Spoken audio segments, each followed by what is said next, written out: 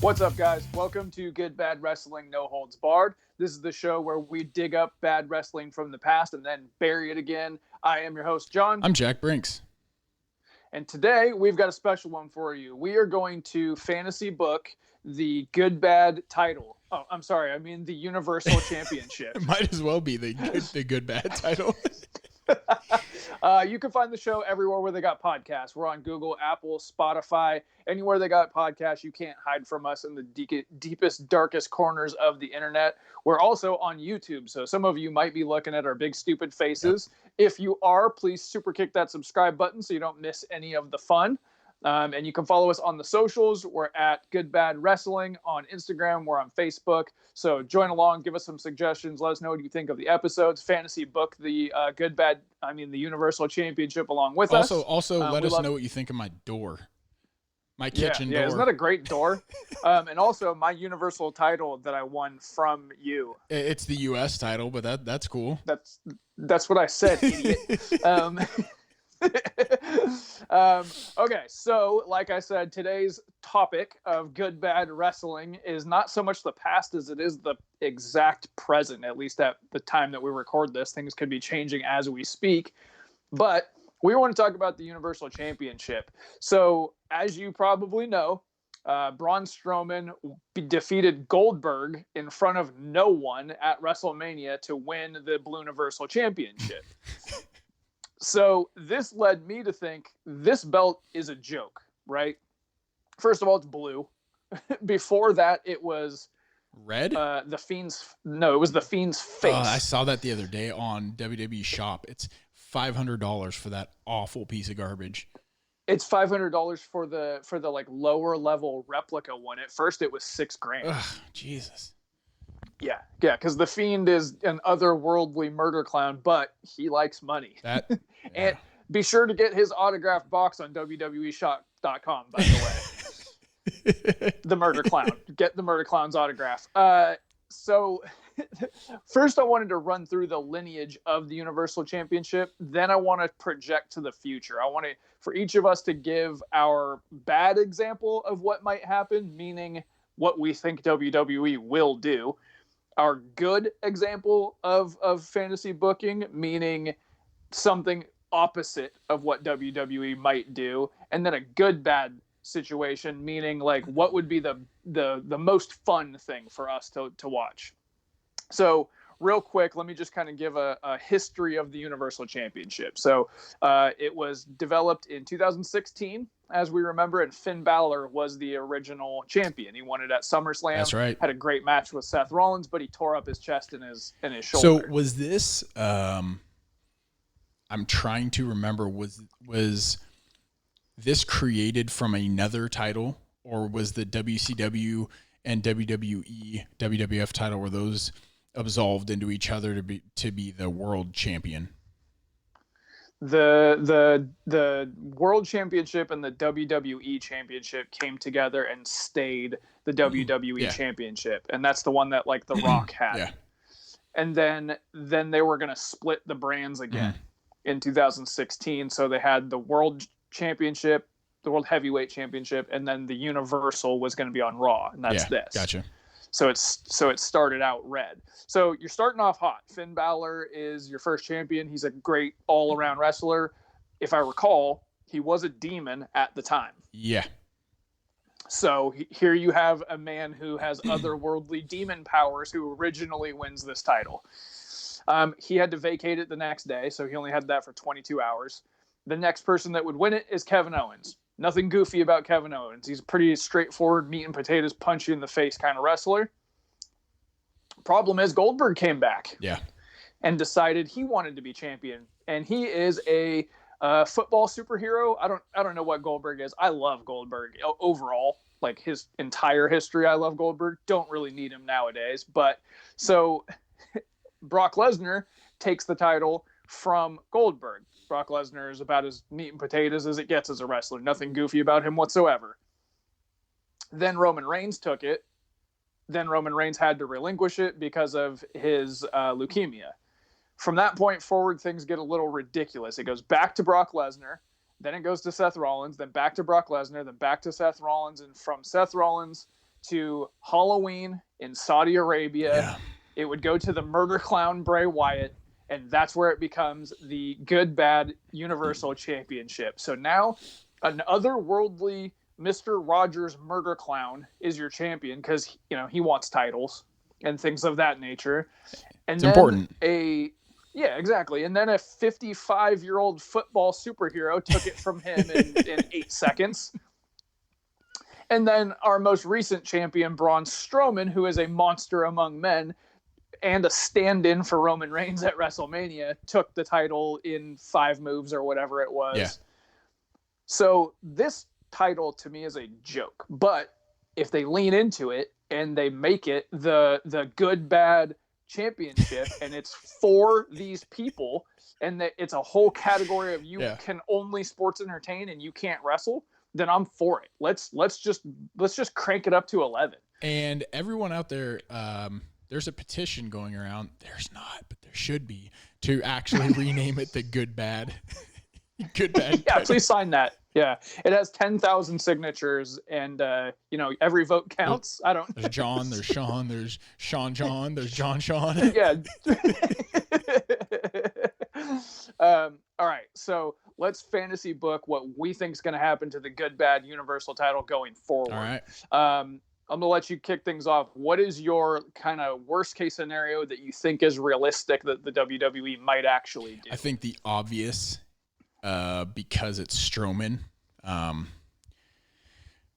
give a little background to my opinion on this. With the ongoing situation, I don't see Lesnar playing a big role until all this stuff kind of gets ironed out and things kind of get back to normal. So you need somebody that's formidable for Strowman. I think they go with, and I don't like it, with the Big Show. That's a really logical and likely just crap scenario. Yeah, I just I could definitely see that happening, and I don't want it at all unless it has buildings that they can crush and fall off of, and monster trucks. But is it on the water side or the parking lot side? Doesn't matter. Oh, maybe the Yeti. Yes. Or Super Ninja, or whatever he's called. Either one. Yeah, either one. Yeti or Super Ninja.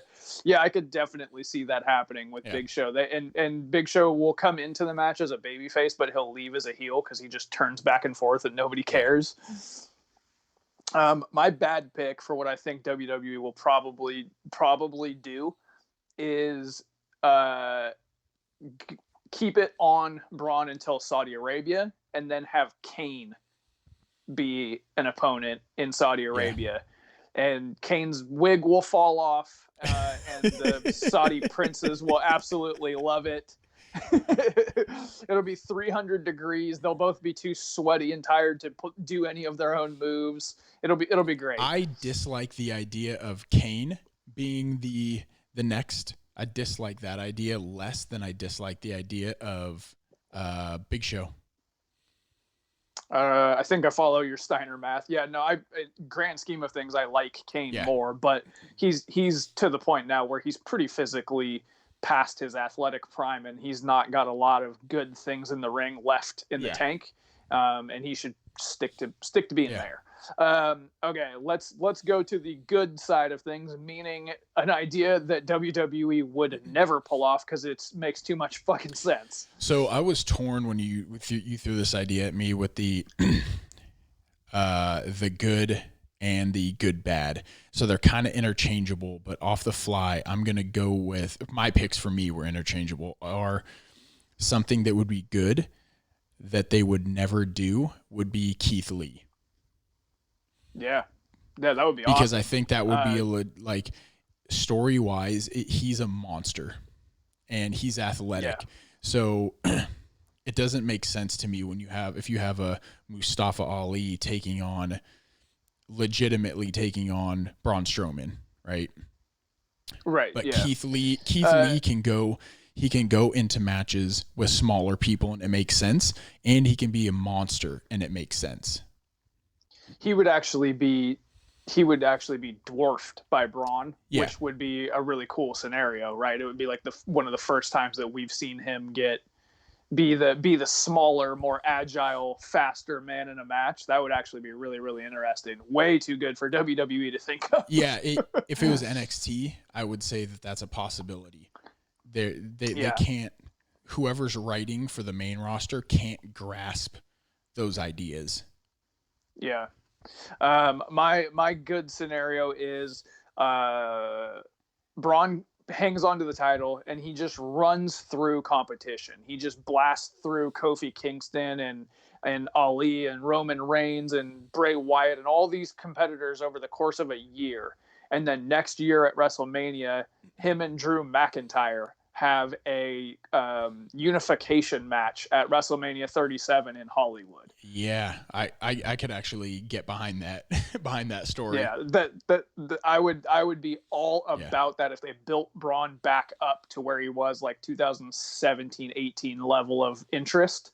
I think he's on the other side of his athletic peak, but if they booked him properly, he could still be interesting. The funny thing is he's currently not interesting, but they made him champion anyway. I've been honest, or I will be honest, and I was not a Strowman fan when he started. I was highly critical, and I disliked him. Yeah. He's grown on me. His ability has grown on me. I don't dislike him. He's not my favorite, but as far as a big man of his stature goes, he's one of the more athletic in the history of the business at that size. He's not quite like, I think Kevin Nash was a little more maneuverable, but in the grand scheme of things, but he also wasn't the thickness of Braun Strowman. THICC. Yeah. and yeah, Braun's an absolute unit. Yeah. He's learned to work. I think he does what he does well. It's not, in my opinion, it's not a championship act. It's not, he hasn't been booked or pushed to a championship level. He just happens to have a belt. Yeah. But I don't dislike what he does at all. I think I think them unifying and having less titles that mean more would go a long ways for the company in this era of competition dropping in numbers. Things need to make more sense for them. I think the way that they look at it is if they have a full slate of belts on every show, then they can you have enough belts per television show. Plus, you have the tool in your toolbox for when somebody like the Revival says, we want to get the fuck out of here. You can go, well, now you're tag team champions. Yeah. Happy? Yeah. You know what I mean? So I don't like having all these championships because it degrades all of them. But I could also make an argument for it as well. What do you got for your ultimate good bad scenario? I think this is a long time in the making, and it should be, is Big E. Yes. I think yes. Big E should break off, and the what are they called? I'm drawing a New Day be more of a stable, and Kofi and they can tag, and then Big E goes and does the singles. I'm for that, and I think Big E should have a singles push. I think it was time for Kofi to get his singles push when he did, and then they insanely dropped the ball on his championship run. But I think that it's Big E's time. I do believe Xavier Woods is out indefinitely with a torn Achilles, and he may not come back. Didn't even know that's what he was out for. Yeah, so that kind of throws a monkey in your wrench. But the way that Big E has been handled thus far is basically just like stand over there and be funny, and then occasionally do a strongman thing. But any amount of being over that he took it. It was not given to him.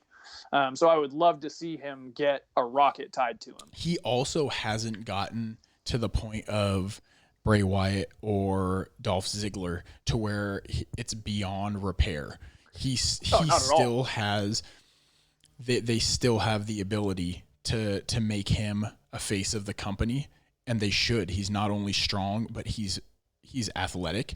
He's quick. He can wrestle. He can, like, he has He's all the tools. Yeah, he has it. Yeah, he can pick an emotion, pick a storyline. Is it funny? Is it serious? Is it competition? He can do it all. He really can, and he's proven. There's what else do you need from a superstar that he doesn't offer you? That would be an awesome program.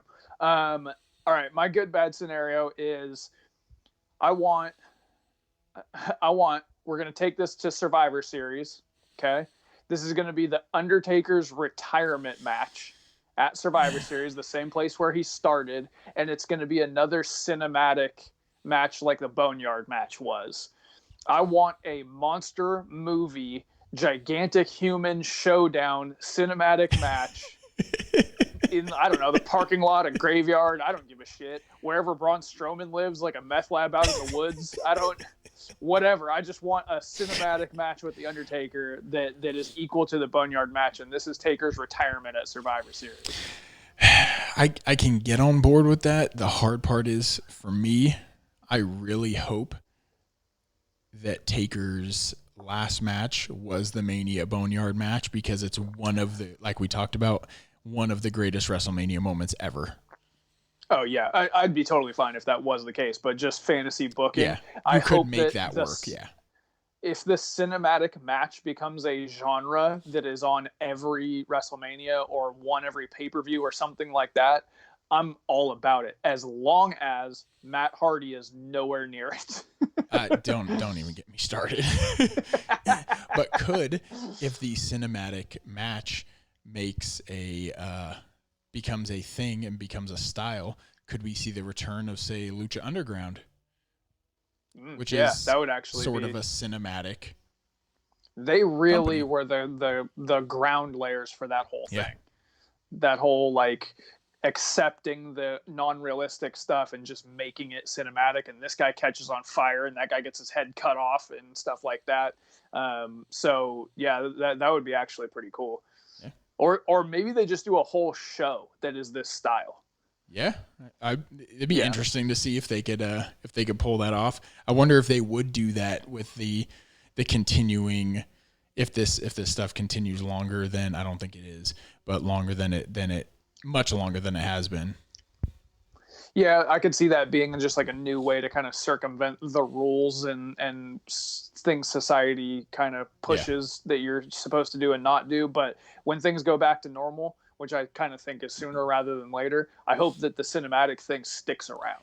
Because they knocked it out of the park. Knowing WWE, it will then become a thing that they water down and do wrong and make crap and throw Brock Lesnar into. But it'll be the new Hell in a Cell that happened every once a decade, and now it's a whole pay-per-view of cinematic matches. Yeah, exactly.